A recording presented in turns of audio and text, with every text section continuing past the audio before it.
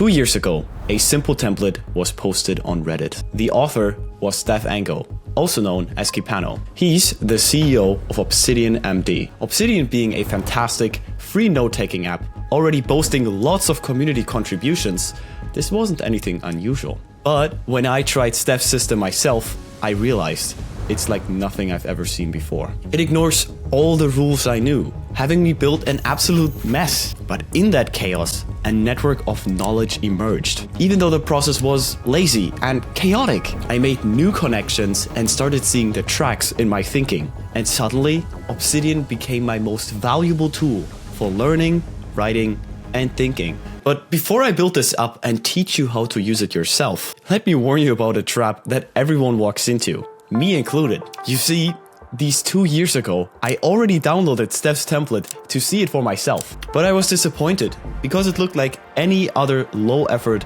starter system. It felt like stepping into the palace of a king and just seeing a lot of empty rooms with just tables and chairs, and that's it. But that wasn't even the worst part. His blog beautifully gave me the why his system is designed like it is, the philosophy being so short yet effective. But as much as I wanted to put all of that into action, it was really hard to figure his system out. I didn't really see the genius in it back then, and therefore I abandoned it quickly. And as a result, I oversaw one of the biggest learning opportunities the Obsidian community offers. But now I understand, and I want you to do too. I want you to avoid that mistake, which is why the entirety of this video is showing you, step by step, how to use the vault of the Obsidian CEO himself. I guarantee his philosophy must inspire you at least in one aspect. As a first step, you want to download Obsidian if you haven't done so already, which you can do with the first link in the description. Click. And now, when you sit in this view, you're going to download Steph's vault, either by clicking here on his blog post, also link in the description, or by cloning his GitHub repo, or getting it from my template site. After receiving this .zip file, unpack it first, and now you should have a folder that has like a lot of subfolders within it. And you know, instead of creating an Obsidian vault from scratch now, we're going to open this folder as our vault. And I mean, what even is a vault in Obsidian? It's literally just a folder of like files, specifically text files. So like .md files, which are just fancier text files. So I'm actually going to put it in a more specific place. And now within Obsidian, I'm going to click Open Folder as Vault, navigate to where I saved this folder, and highlight Kepano Obsidian main and click on Open. And now we have successfully opened the vault of the Obsidian CEO, at least his template. And before diving into anything, I want to highlight the first pillar of Steph's note-taking philosophy. Like, as much as we can browse through these files, you know, write in them and edit them, in reality, this is still just a folder of files. We are not dependent on the software, and whatever we write, like, goes into these markdown, aka text files. So if the software were ever to break down, what we wrote would still like exist. It would outlast the software, and he immediately highlights this within his blog because this is part of the file over app philosophy. If you don't really have that much Obsidian experience yet, and the system doesn't really make any sense on like first sight, we're going to go through everything step by step, so don't worry, things will make sense later. So let's actually look at the folders first. Okay, I'm just gonna delete the README. You know, in order to understand an Obsidian vault, it's always good to just go through the folders. But this is kind of misleading in Steph's system specifically. Like, Steph says that he uses very few folders, that he avoids folders because his many entries belong to more than one area of thought.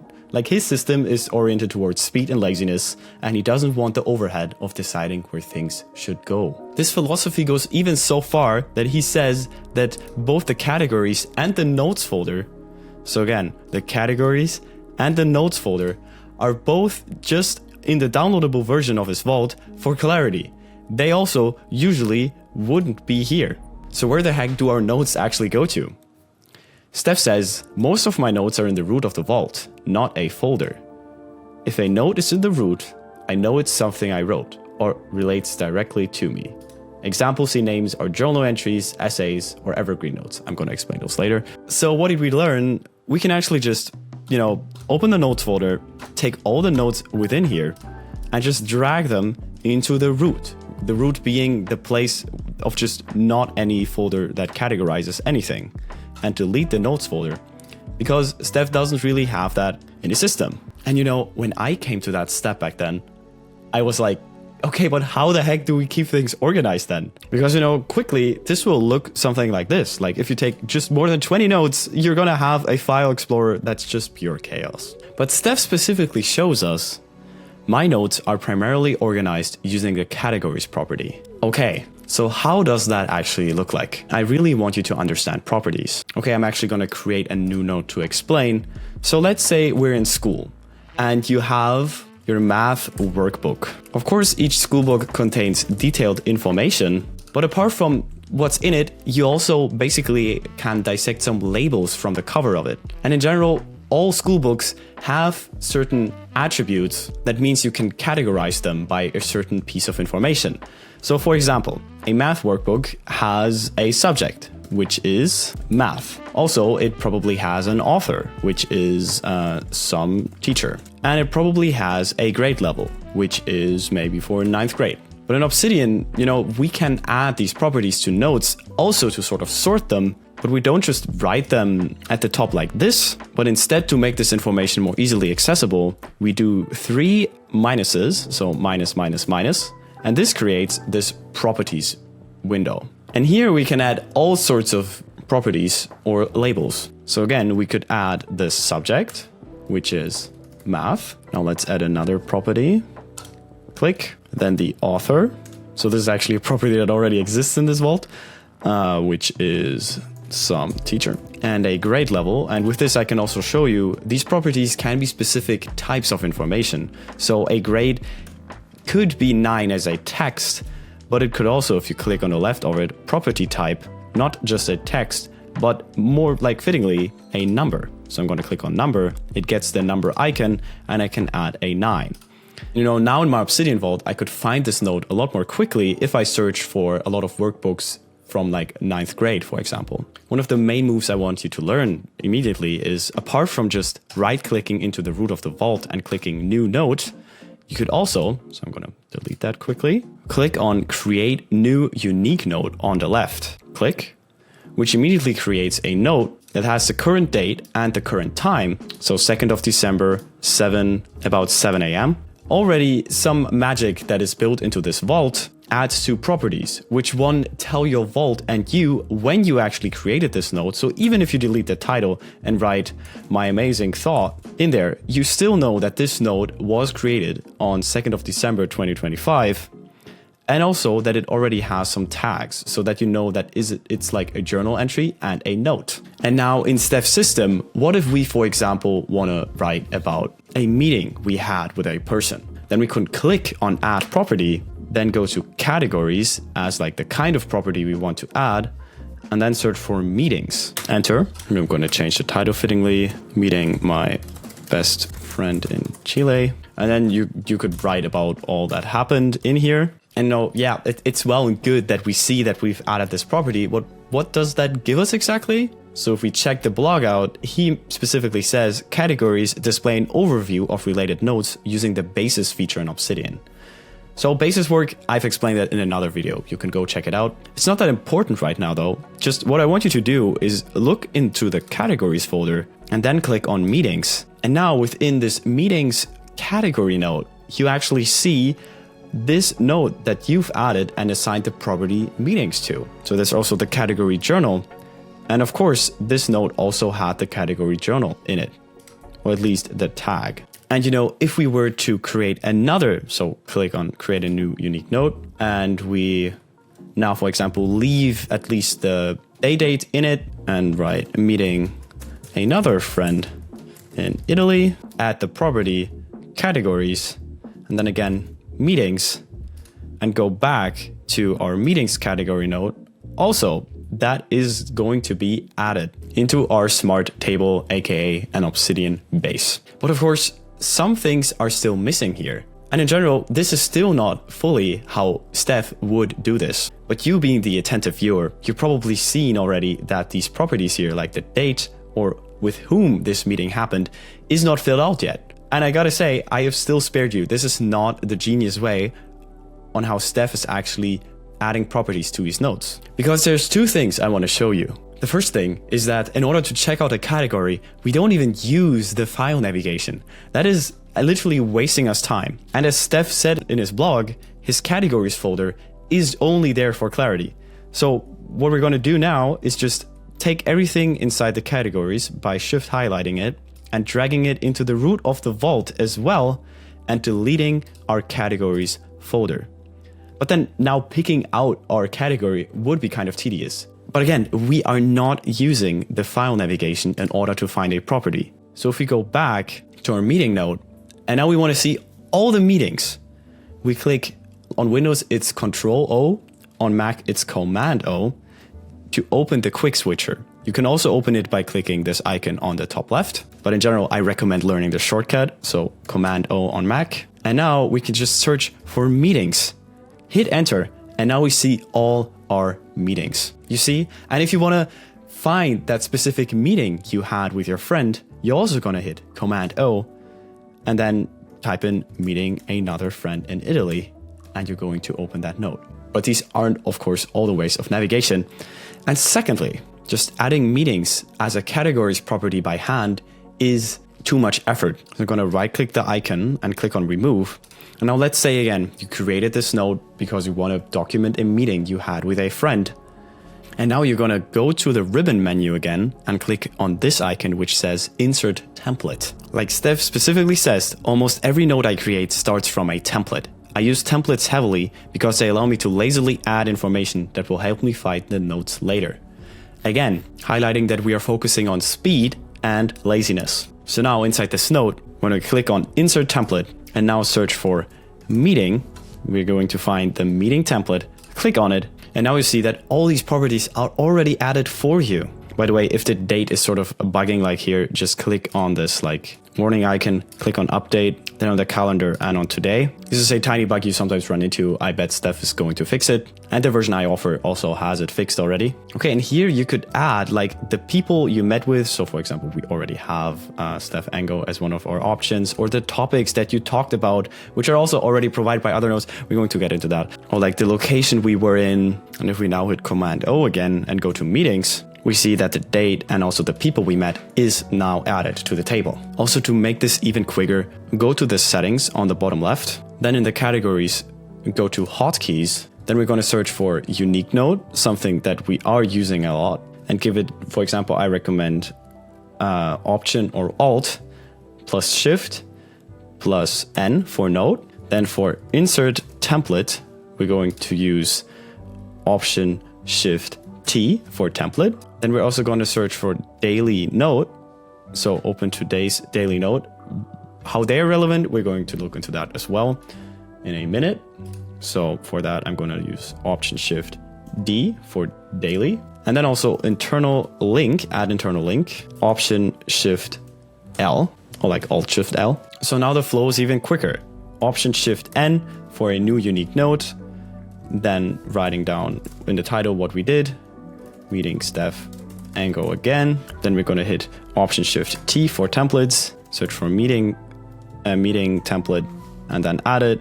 You know, that's still being a thing. And yeah, now we can write whatever we want. And by the way, now you can understand like the unique note already has like tags and the created date within itself. And this is just because if we go into the settings and then like in core plugins, so these are all just main features in Obsidian that you can enable or disable.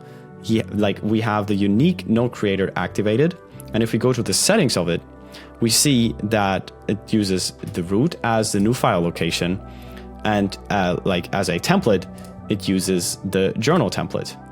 And like, again, the format also of like year, month, day, and hours and minutes. So you could also just create a unique note by hand if you click like new note, named it whatever, and then hit Option Shift T, aka insert template, and then just use the journal template, right? Like that's just good to mention. But there's of course one of the coolest concepts we've been running circles around up until this point, which basically makes this vault as powerful as it is. And I'm specifically talking about links. So now a quick recap on links.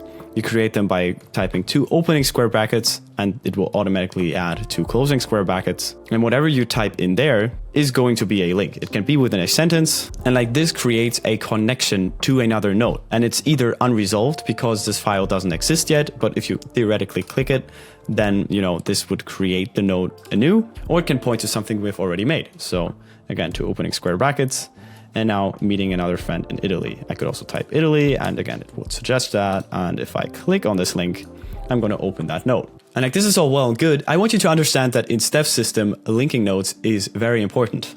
Like, he specifically says that he uses a lot of internal links throughout his nodes, and that he tries to always link the first mention of something. Like, even if these new things aren't pointing to anything yet. And like, specifically, this heavy linking style becomes more useful as time goes on, because you can trace how ideas emerged and the branching paths that ideas created.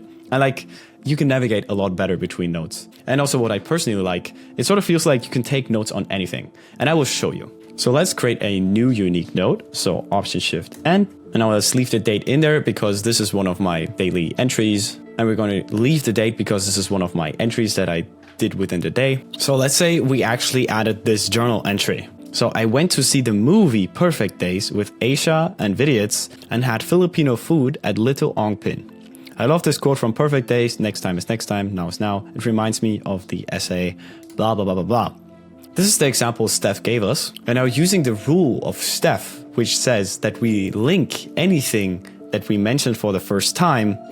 For example, I went to see the movie Perfect Days. Perfect Days is something we can link. So we saw the movie Perfect Days. And now with Aisha, so Option-Shift-L, at Vidiots, we could also do it by hand. So Option and then, you know, add the brackets, and had Filipino food at, and that is also like a restaurant we could take notes on. And I love this quote from Perfect Days. So we're not going to highlight/link this again because we already created a link for the first mention.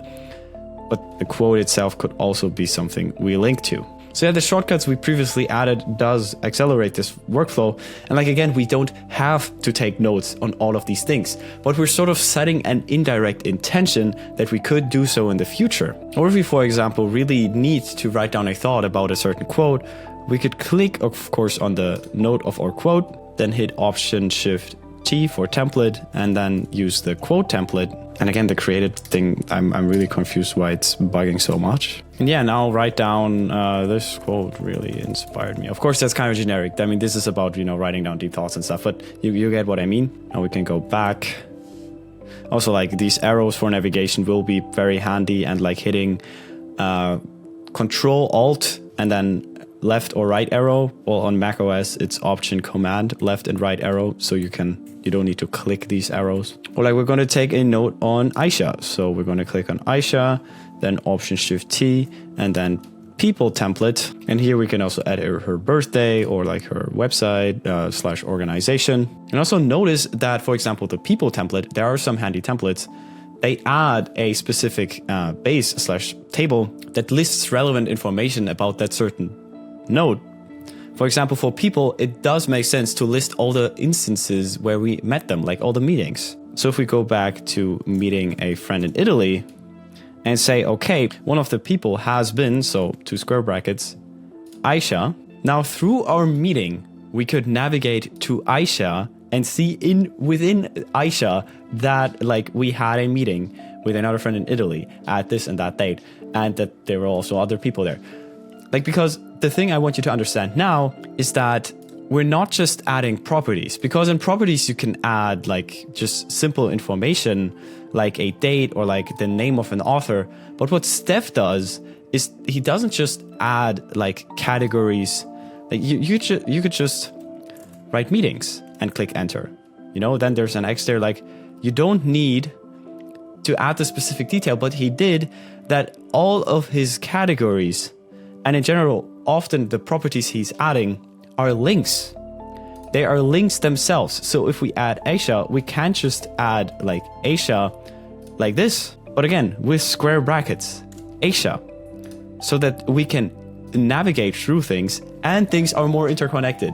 And now if we combine this with backlinks, something you might have not not have opened already. So you're just gonna extend this menu on the top right and then click on here. And combined with backlinks, you now get so many ways to navigate through things, like to people or maybe to the categories of people about it. You know, you could really just fly through all of these things, and you know, it's all interconnected, which gives you another way to basically open everything through your original path of thinking. And also these backlinks that we just opened, like this note is pointing to Aisha, but nothing inside of Aisha is pointing toward the awesome event we had with her. Like this meeting is not the awesome event. But in the backlinks, we see where has this note been mentioned as a link. So here I went to see the movie Perfect Days with Aisha. So here we have the link mentioned and we can click it and bam, we're back within our awesome event. But of course, some people might be wondering here, weren't we just supposed to only put things that are like our original thoughts or journal entries into the root of our vault? But like Aisha, she's now also part of all the files that we have in the root of our vault. But you know, Steph does keep a separation there because, again, we can journal about things that are outside of our world. And for this, we use the references folder. So to organize in that way, we're just going to drag Aisha into our references. And we can see from all the example notes that Steph has added, we see a lot of other examples. For example, he added himself here, but also the show Futurama, or the genre sci-fi, or like a podcast. So this sort of creates this clean separation between things outside of our world, which we put into the references folder, or the notes we take, the general things, thoughts, and journal entries we're doing, which we keep in the root of the vault. Also, if we create like the movie Perfect Days note, like for now, and then click on the three dots and click on move file to, and then click on references, you know, in order to not have to find it on the left here. As this is a movie, we're going to add the movie template. By the way, to not fill out all of these things by hand, you could check out my movie-based tutorial, because using the MediaDB plugin would be very handy here. And as you might see, there's a property called rating that is also being added here. So if this movie is really important to you, of course you want to sort of mark the priority to yourself. And this is really cool because Steph also has his own rating system. So it's a number from 1 to 7, and 7 being like absolutely life-changing, and it goes all the way down to 1, which is that it's negatively life-changing. So if this movie absolutely inspired you, you can add the rating of 7. And then if you go to Command O, ratings, and you know, this sort of gives you the option to mark things for later, depending on how life-changing they are. And you could also, by the way, open like the ratings base, at least to see all the things you've rated. But again, what I like on that is that you can sort of apply a rating to theoretically anything.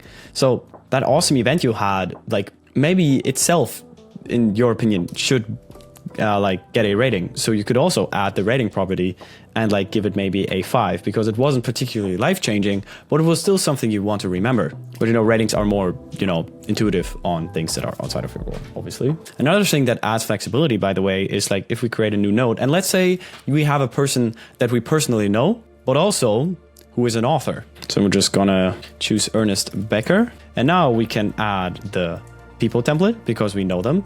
And now we could also add the author template as well. And you know, these things, they don't really overlap. Most templates, as Steph says, should aim to be composable. So you can add multiple templates to the same note. This makes everything even more flexible. And again, every note probably belongs to multiple areas of thought. So within this note then about Ernest Becker, which I'm going to, by the way, put into the references folder again, is a note that shows us all the meetings we have with that person, but also all the books they've written. Also, I want to show you another category which makes this vault like 3 times cooler. So if we again create a new note, now let's say you have a very, very counterintuitive insight that you've either read or just had yourself. For example, now we're going to get really deep. And like this is a cool idea. Something we might want to reference in other notes, and something that is just so like we can write things that like I could have written down all I've said just now. But this is something I want to reuse, remind myself of. And how Steph uses these ideas, specifically taken from another author who invented and coined this term. This is an evergreen note. So if we just add the template Evergreen, this is going to add this very tiny tag. In general, if we now Command O and search for and open the Evergreen category, then we're going to see that the base, shows us all the Evergreen things, Evergreen ideas we have. And one of the Evergreen notes that is pre-added to this vault is literally an explanation of Evergreen Notes. So Evergreen Notes turn ideas into objects that you can manipulate. And like here's all the explanation for that. But yeah, death is sanity. So if we again make another note and just, write about something, have like a big insight, then we could always just refer back to, death is sanity. And like have our contemplations, whatever.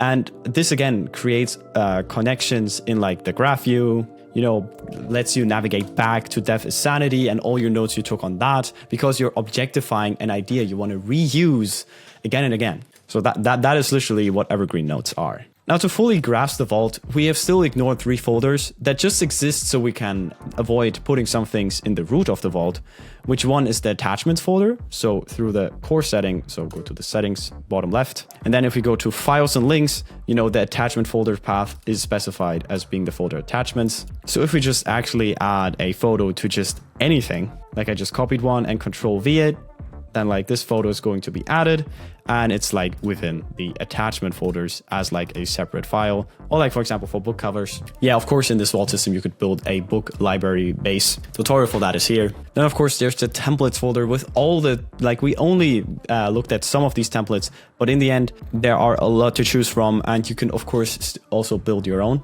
And by the way, it also includes all the bases as like their own file, like these smart tables. And yeah, there is also the daily folder where daily notes are being put in. So we created a lot of notes today. And in general, if we just use the button open today's daily note or the shortcut we made, which is Option-Shift-D, we're going to create a daily note. I mean, Steph specifically says that he doesn't write anything in his daily notes and they solely exist to be linked to from other entries. So you can sort of trace back which notes have I created today, or like on that day, for example, meeting my best friend in Chile, like I wrote that today because this is connected via the created property. And by the way, so a sort of subcategory of like references, so things that are outside of our world that I haven't mentioned, is the folder clippings. So this is where like articles from the internet are actually coming into if you want to take notes on them or like just save them to your vault, to your second brain. And for that, the Obsidian web clipper is often like the way to go. If you want me to make a tutorial on that, let me know in the comments, because this is something that is part of Steph's flow as well. Okay, and as awesome as all of this is so far, how often do we take our notes then? I mean, this system is so radically flexible, but it creates all these awesome connections. Like again, what is the approach here? Again, we could truly decide that for ourselves here, but let me show you the specific rhythm Steph describes in his blog post. And we're going to start with daily. So every single day, if you have a thought, like an insight to write down, you could create a new unique note and just write it down. Either like leaving in the specific minute and date of the specific thought, or you could leave it and like add the thought that you had, add the notes on it. It could also be a journal entry. So again, sort of the example we had with the awesome event. So like at the evening, if you want to reflect on the day, take notes on the restaurant you went to, write down a sentence like this, and link all the first mentions of the things you visited, the people you've met. Just generally speaking, adding a descriptive title is important. And yeah, of course, if you want to make it easier for you to find that note later, add some properties with your templates. What Steph also describes is that sometimes, so every few days, so this is also something really flexible, he goes through the ideas of his recent days. So I assume he's reviewing some of his daily notes, seeing all the notes that he has taken in the last 3 to 4 days. And then he describes how he's compiling the thoughts that are relevant to him. So maybe if you look at all that you've written down in the recent week, you're seeing, oh, I'm actually getting happier. And like, why is that? So like, I'm going to make a new note and sort of, add the date and sort of add that title. And, now with the references of the specific notes, sort of reason why I've developed in a certain way, why I've had certain thoughts in a specific domain. Again, the possibilities are quite endless here, but the main idea is to sort of compile and like summarize, aggregate the best ideas, the things that stuck out to you the most. Now, when we talk about the weekly basis, Steph quickly mentions that this is actually how he also looks at making to-dos. So there are a lot of people who have a very fancy workflow for making like big to-do lists within another program or Obsidian itself. Like even though we can't really find a weekly template within this vault, Steph basically describes that every week he creates a weekly note and just writes down the to-dos like for his week. Just radically simple. So something like that, for example, is absolutely enough, you know, just with a simple markdown checklist using a minus and 2 square brackets. Now on a monthly basis, Steph reviews his idea aggregation. So for example, the note I created that I called Getting Happier and Wiser, and like now you gotta imagine the reasoning. I've added some generic example here. And now he does like a monthly reflection. So create a new unique note and use the template,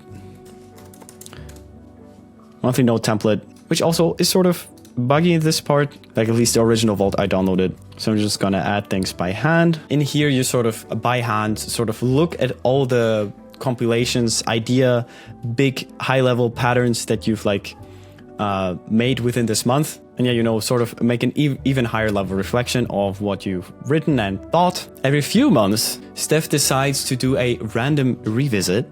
So he actually uses this handy button called Open Random Note, which is a core feature of Obsidian. He opens random notes and sort of randomly traverses his vault, seeing thoughts from the past, getting inspiration from things he hadn't checked out in a while. And just to know, if he finds something that he finds interesting, then he uses those links to sort of navigate through his network of knowledge and just find new things and again, get more inspiration. And then every year, he reviews all his monthly reviews in combination with these 40 questions that you can also find in his blog. And yeah, my God, this has been a big tutorial. As a final disclaimer, Steph himself, and I totally second that, like he says, this is not to be taken as dogma, as the ultimate truth on how to take notes in Obsidian. Obsidian is so flexible, and in the end, it's just about finding a system that works really well for you, you know? Still, I think this is one of the greatest approaches I've ever seen so far. And I personally learned so much making this video, and I hope you now also learn at least one new thing or one new style aspect, one new rule.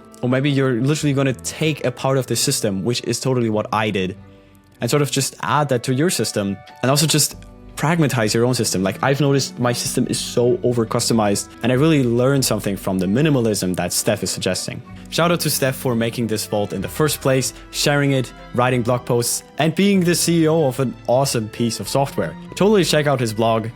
I've linked it in the description. You know, read the source material yourself. And yeah, thanks for watching.